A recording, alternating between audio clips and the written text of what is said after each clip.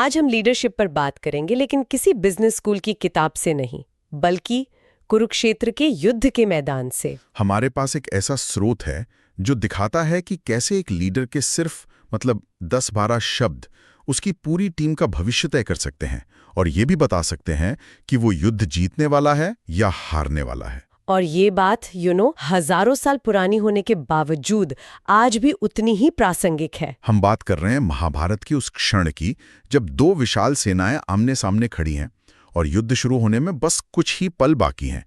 उस चरम तनाव के माहौल में कौरव सेना का जो सुप्रीम कमांडर है दुर्योधन, वो अपने सबसे अनुभवी जनरल गुरु द्रोणाचार्य से कुछ कहता है, और उसकी कही एक पंक्ति ही उसकी पूरी मनोवैज्ञानिक स्थिति को उजागर कर देती है। हाँ, ये अद्भुत है।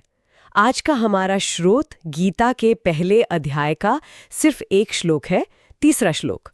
और हमारा मकसद ये समझना है कि कैसे एक छोटा सा संवाद युद्ध के मैदान में खड़े एक पात्र की पूरी मानसिकता, उसके डर, उसकी असुरक्षा और उसकी रणनीति को परत दर परत खोल सकता है। तो श्लोक कुछ इस तरह है: पश्येताम पांडुपुत्राणाम आचार्य महतीम चमूम व्यूढ़ान द्रुपद पुत्रेण तव शिष्येण धीमता। और इसका अगर सीधा साधा अर्थ देखें तो वो है, हे आचार्य, पांडुपुत्रों की उस विशाल सेना को देखिए जिसे आपके ही बुद्धिमान शिष्य द्रुपद के पुत्र धृष्टद्युम्न ने एक व्यू रचना में खड़ा किया है। ठीक है, पहली नजर में सुनने पर तो ये एक सामान्य सी रिपोर्ट लगती है। एक राजा अपने सेनापति को दुश्मन की तैयारियों के बारे में बता रहा है। गुरुदेव, सामने देखिए, पांडवों की सेना तैयार खड़ी है। इसमें इतना गहरा विश्लेषण करने जैसा क्या है? आपने सही सवाल पूछा, क्योंकि सारा खेल शब्दों के चयन में है और उनके पीछे छिपे इरादे में। ये सिर्फ एक रिपोर्ट नहीं है, ये एक मनोवैज्ञानिक खेल की पहली चाल है। दुर्योधन सिर्फ जानकारी नहीं दे रहा है, वो द्रोणाचार्य के मन पर असर डालने की कोशिश कर रहा है। चलिए एक एक शब्द को तोड़कर देखते हैं। वो शुरू करता है आचार्य कहकर, एक सम्मानजनक संबोधन।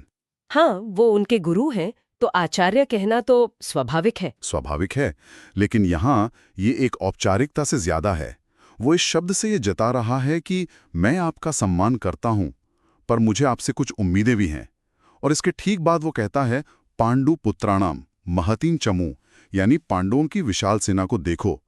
वो दुश्मन की ताकत को बढ़ा चढ़ाकर बता रहा है, लेकिन असली मनोवैज्ञानिक दाव वो अगले हिस्से में है। तव शिष्येण, आपके ही शिष्य द्वारा। यहीं पर मुझे थोड़ा संशय होता है। धृष्टद्युम्न वाकई में द्रोण के शिष्य थे, तो ये तो सिर्फ एक तथ्य है, एक फैक्ट है। वो बस सच ही तो बता रहा है। इसमें ताना कहां से आ गया? यही तो बारीकी है। आप सोचिए, अगर कोई सीईओ एक बोर्ड मीटिंग में अपने सबसे सीनियर मैनेजर से कहे, देखिए हमारी प्रतियोगी कंपनी कितनी अच्छी मार्केटिंग कर रही है, और उनका मार्केटिंग हेड वही है जिसे आपने ही ट्रेन किया था। यह सिर्फ एक तथ्य नहीं है, ये एक सीधा कटाक्ष है। दुर्योधन ठीक यही कर रहा है।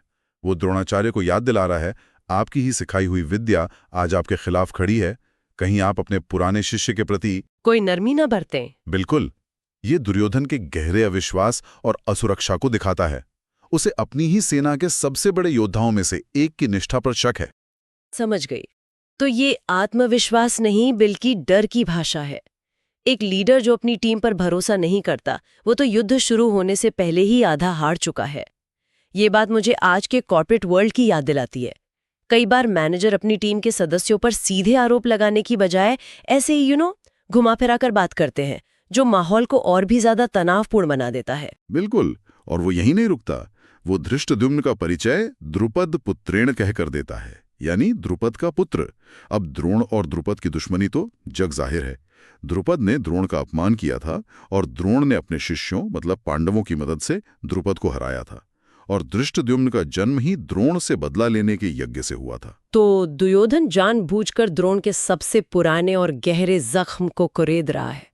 वो कह रहा है, ये सिर्फ आपका शिष्य नहीं, बल्कि आपके जानी दुश्मन का बेटा है, जो आपको मारने के लिए ही पैदा हुआ है। ये तो बहुत ही क्रूर भावनात्मक ब्लैकमेलिंग है। हाँ, ये क्रूर है और चालाक भी है। वो द्रोण के पेशेवर कर्तव्य को उनकी व्यक्तिगत दुश्मनी से जोड़ रहा है।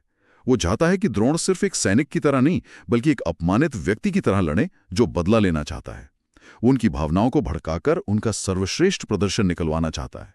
ये दिखाता है कि दुर्योधन लोगों को प्रेरित करने में नहीं, बल्कि उन्हें उकसाने और इस्तेमाल करने में माहिर है। और फिर वो आखिरी शब्द इस्तेमाल करता है, धीमता, जिसका मतलब है बुद्धिमान। लेकिन एक मिनट, क्या ये दुर्योधन की बेवकूफ़ी नहीं है? युद्ध से ठीक पहले अपने दुश्मन की तारीफ करना तो अपनी ही सेना का मनोबल गिराने जैसा है। मुझे ये तर्क समझ नहीं आया। ये एक बहुत ही दिलचस्प साइकोलॉजिकल ट्रिक है। इसके दो मतलब है। पहला, वो द्रोणाचार्य को ये बता रहा है कि सामने वाला दुश्मन कोई ऐरा गैरा नहीं है, वो बुद्धिमान है, उसने एक मजबूत व्यूह रचना की है, इसलिए आप उसे हल्के में लेने की गलती मत करना। ये एक तरह की चेतावनी है। लेकिन इसका दूसरा और ज्यादा गहरा मतलब द्रोणाचार्य के अहंकार को सहलाना है। अहंकार को सहलाना? वो कैसे? वो कह रहा है, देखिए आपका शिष्य कितना बुद्धिमान है। इसका छुपा हुआ संदेश है, अगर शिष्य इतना बुद्धिमान है तो गुरु कितना महान होगा। ये एक तरह की चापलूसी है। वो द्रोण को कह रहा है, आप इतने महान गुरु हैं कि आपके सिखाए हुए शिष्य भी इतने काबिल हैं। अब आपको अपनी महानता साबित करनी होगी और अपने ही शिष्य को हरा कर दिखाना होगा। वाह, ये तो कमाल है। मैंने ये श्लोक कई बार सुना है, लेकिन इस तरह से कभी नहीं सोचा था कि एक एक शब्द के पीछे इतना गहरा मनोवैज्ञानिक खेल चल रहा है। तव शिष्येण, सिर्फ 2 शब्द और उसमें एक पूरी धमकी छिपी है। तो एक ही वाक्य में शक, ताना, पुरानी दुश्मनी की याद, चेतावनी और चापलूसी सब कुछ मिला हुआ है। और ये सब मिलकर क्या दिखाता है? ये दुर्योधन के मन में बैठे गहरे डर को दिखाता है।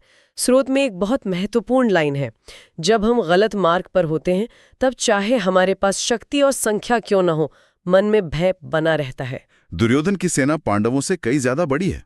उसके पास भीष्म, द्रोण, कर्ण जैसे महारथी हैं। बाहरी तौर पर वो बहुत शक्तिशाली है, लेकिन अंदर से उसे पता है कि वो अधर्म के रास्ते पर है, और यही एहसास उसके आत्मविश्वास को खोखला कर देता है। उसका आत्मविश्वास एक दिखावा है, असलियत नहीं। तो दुर्योधन यहाँ आत्मविश्वास का प्रदर्शन कर रहा है ताकि वो अपने डर को छिपा सके। लेकिन पांडवों के खेमे में भी तो डर का माहौल होगा, खासकर अर्जुन जो युद्ध के लिए तैयार नहीं है। हाँ, और यही दोनों के चरित्र का सबसे बड़ा फर्क सामने आता है।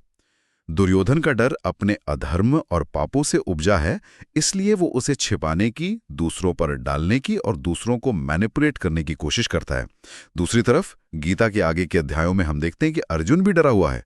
वो भ्रमित है, उसके हाथ से गांडीव छूट रहा है। लेकिन उसका डर अलग है। वो अपने ही परिवार वालों, अपने गुरुओं और बड़ों पर बाण चलाने के विचार से दुखी है। उसका डर एक नैतिक दुविधा से पैदा हुआ है, अपराध बोध से नहीं। एकदम सही कहा। और सबसे जरूरी बात, अर्जुन अपनी कमजोरी को, अपने डर को स्वीकार करता है। वो उसे छिपाने की कोशिश नहीं करता है। वो मार्गदर्शन के लिए कृष्ण के सामने आत्मसमर्पण कर देता है। वो कहता है, मैं भ्रमित हूं, कृपया मेरा मार्गदर्शन करें। उसकी ये वल्नरेबिलिटी, उसकी ये कमजोरी असल में उसकी सबसे बड़ी ताकत बन जाती है, क्योंकि यही उसे गीता के ज्ञान का पात्र बनाती है। जबकि दुर्योधन अपनी असुरक्षा को ताकत के दिखावे के नीचे छिपाने की कोशिश करता है, और इसी कोशिश में वो और ज्यादा उजागर हो जाता है। ये सोचने पर मजबूर करता है, युद्ध तो बाद में हथियारों से लड़ा गया, लेकिन दुर्योधन पहला मोर्चा तो अपने ही मन में, अपने ही गुरु के सामने हार गया था। आपने सही नस पकड़ी है। उसकी पहली बातचीत ही उसकी हार की नींव रख देती है। हमने दुर्योधन के मन की परतों को तो खोला, लेकिन उस व्यक्ति का क्या जिसके ऊपर ये सारे शब्द बाण चलाए जा रहे थे? गुरु द्रोणाचार्य के मन में उस वक्त क्या चल रहा होगा? एक गुरु के लिए इससे बड़ा धर्म संकट क्या हो सकता है? स्रोत इस पर सीधे टिप्पणी नहीं करता, लेकिन हम महाभारत में द्रोण के पूरे चरित्र को देखकर अंदाजा लगा सकते हैं। द्रोण का किरदार हमेशा कर्तव्य, व्यक्तिगत संबंधों और अपनी महत्वाकांक्षाओं के बीच फंसा रहा। दुर्योधन के ये शब्द उनके दिल में कांटे की तरह चुभे होंगे। एक तरफ वो हस्तिनापुर के सिंहासन के प्रति अपनी निष्ठा और वचन से बंधे हैं। दुर्योधन उन्हें उसी वचन की याद दिला रहा है। और दूसरी तरफ उन्हें यह भी पता है कि दुर्योधन उन पर भरोसा नहीं कर रहा। ये किसी भी सम्मानित योद्धा और खासकर एक गुरु के लिए बहुत बड़ा अपमान है। उन्हें यह भी दिख रहा है कि जिस शिष्य धृष्टद्युम्न को उन्होंने शस्त्र विद्या दी, वो आज उनके सामने खड़ा है, और पांडव, जो उनके सबसे प्रिय शिष्य थे, वे भी दूसरी तरफ हैं। दुर्योधन के शब्द उन्हें उनकी लाचारी का एहसास कराते हैं। वो एक ऐसी मशीन की तरह हैं जिसे चालू तो कर दिया गया है, लेकिन जिसका रिमोट कंट्रोल किसी और के हाथ में है। वो जानते हैं कि ये युद्ध अधर्म का है, लेकिन वो उससे बाहर नहीं निकल सकते। तो दुर्योधन के ये शब्द द्रोण के अंदर के द्वंद्व को और भी ज्यादा बढ़ा देते होंगे। वो शायद मन ही मन सोचते होंगे कि काश वो इस स्थिति में न होते। ये बहुत ही त्रासद स्थिति है, बहुत ज्यादा। और ये हमें सिखाता है कि एक बुरा लीडर न सिर्फ अपने डर को प्रोजेक्ट करता है, बल्कि वो अपनी टीम के सबसे काबिल लोगों के मनोबल को भी तोड़ता है, उन्हें नैतिक रूप से कमजोर करता है। दुर्योधन ने द्रोण को प्रेरित नहीं किया, उसने उन्हें ब्लैकमेल किया। हाँ, ये पैटर्न, ये असुरक्षित लीडरशिप का पैटर्न हजारों साल बाद भी बदला नहीं है।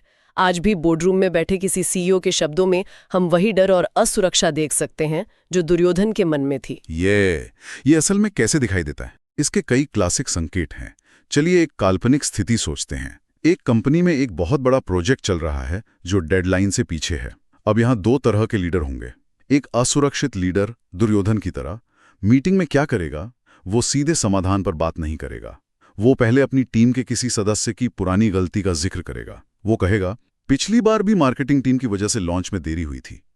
ये ठीक ध्रुपद पुत्रेण कहने जैसा है, पुरानी दुश्मनी याद दिलाना। और फिर वो शायद किसी दूसरे डिपार्टमेंट की तारीफ करेगा, ये दिखाने के लिए कि चुनौती कितनी बड़ी है और अगर हम हारे तो जिम्मेदार कौन होगा। बिल्कुल।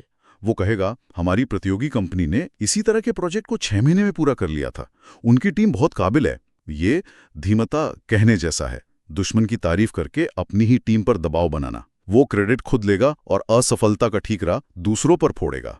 वो सहयोग की नहीं बल्कि डर और नियंत्रण की भाषा बोलेगा। और इसके विपरीत एक आत्मविश्वासी, एक सच्चा लीडर उसी स्थिति में क्या करेगा? एक सच्चा लीडर जो अर्जुन की तरह अपनी स्थिति को स्वीकार करने की हिम्मत रखता है, वो मीटिंग की शुरुआत यह कहकर करेगा, दोस्तों हम मुश्किल में हैं और हम सब इसके लिए जिम्मेदार हैं। अब हमें मिलकर इसका समाधान निकालना है। वो अपनी गलती स्वीकार करने से नहीं डरेगा।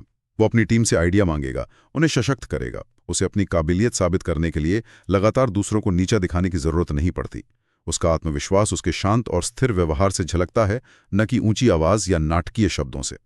उसका आधार धर्म यानी सही सिद्धांतों पर होता है। ये एक बहुत ही व्यावहारिक सीख है जो हमें इस एक श्लोक से मिलती है कि आपके शब्द आपकी असलियत का आईना है। आप दुनिया को जो दिखाने की कोशिश कर रही हैं और आप असल में अंदर से जो महसूस कर रही हैं, उसका अंतर आपकी बातों से पकड़ा जा सकता है। हाँ, और स्रोत हमें यही बताता है कि सच्चा बल संख्या या हथियारों में नहीं, बल्कि नैतिक दृढ़ता और मन की शांति में होता है। दुर्योधन के पास बाहरी रूप से सब कुछ था, विशाल सेना, महान योद्धा, अकूत संपत्ति, लेकिन उसके पास धर्म का बल नहीं था। और इसी एक कमी ने युद्ध शुरू होने से भी पहले उसके पहले वाक्य में ही उसकी हार की कहानी लिख दी थी। तो कुल मिलाकर गीता का ये एक श्लोक सिर्फ एक संवाद नहीं, बल्कि लीडरशिप, मनोविज्ञान और नैतिकता पर एक पूरी केस स्टडी है। बिल्कुल। ये हमें सिखाता है कि तनाव पे क्षणों में हमारे शब्द हमारी बाहरी ताकत से ज्यादा हमारी भीतरी कमजोरी को उजागर करते हैं। दुर्योधन की कही एक लाइन उसके पूरे किरदार के मनोवैज्ञानिक संघर्ष को सामने रख देती है। और ये भी कि सच्चा आत्मविश्वास अपनी कमजोरियों को स्वीकार करने और मदद मांगने से आता है, न कि उन्हें छिपाने और दूसरों को डराने धमकाने से। अर्जुन ने अपनी कमजोरी को स्वीकार किया और उसे ज्ञान मिला। दुर्योधन ने अपने डर को अहंकार के पीछे छिपाया और उसका सर्वनाश हुआ। ये चुनाव आज भी हर लीडर के सामने आता है। बात है, हमने दुर्योधन के शब्दों का द्रोणाचार्य पे क्या असर हुआ इसका विश्लेषण किया, लेकिन महाभारत की कथा में एक और श्रोता भी है जो ये सब सुन रहा है, संजय, जो अपनी दिव्य दृष्टि से ये सब देखकर नेत्रहीन राजा धृतराष्ट्र को सुना रहे हैं। तो एक सवाल ये भी उठता है कि जब धृतराष्ट्र ने युद्ध के मैदान से आई इस पहली रिपोर्ट को सुना होगा, जब उन्होंने सुना होगा कि उनका बेटा युद्ध की शुरुआत आत्मविश्वास से नहीं बल्कि अपने ही गुरु पर संदेह करके कर रहा है, तो क्या उस अंधे राजा को अपने बेटे के उन असुरक्षित शब्दों में ही अपनी निश्चित हार की पहली आहट सुनाई दे गई थी?